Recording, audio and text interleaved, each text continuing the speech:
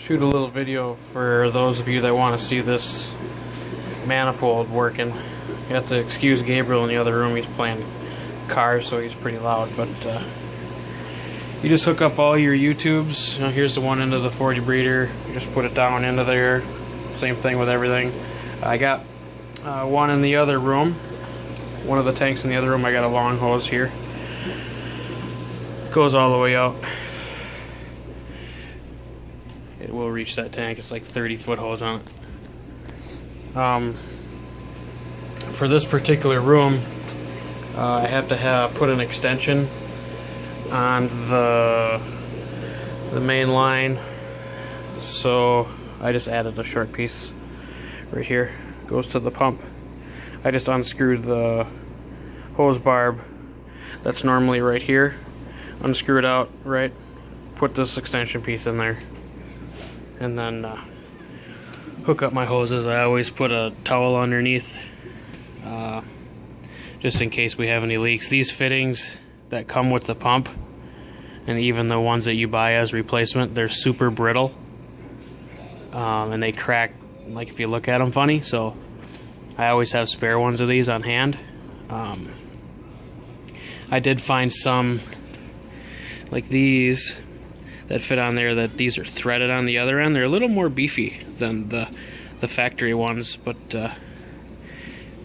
so I would recommend buying those. This is the Laguna pump. It's a 2,400 gallon per hour pump, and then it just goes into the valve, which it goes into a T. Move the, there you go, it goes into a T out the wall. And then this one here, of course, the smaller one is for my, this is my pump that I use for doing gravel vacs.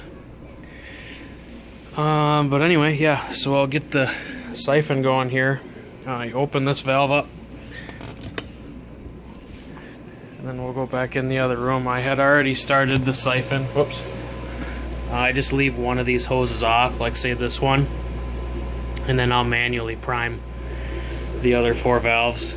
You know, I just suck on this thing till the water comes in, close the valve, do that each time. And then this one here has got air in it.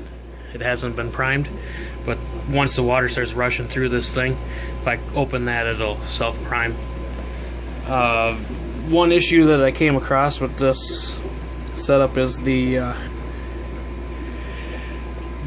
I don't think the size of the pipe, it's only 1.25 inches. I can't successfully do 5 tanks at a time with it when all the valves are full on.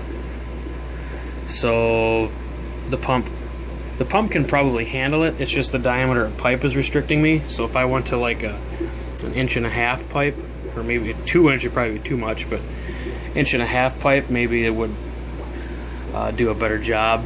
I'm kind of overloading the pipe, so.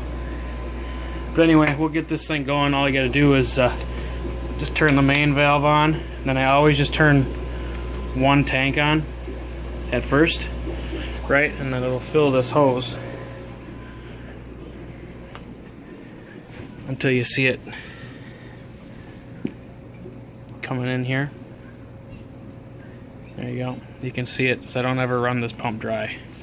So now that it's running, I'll just plug it in. Alright, we'll go back in here and we'll turn some more tanks on.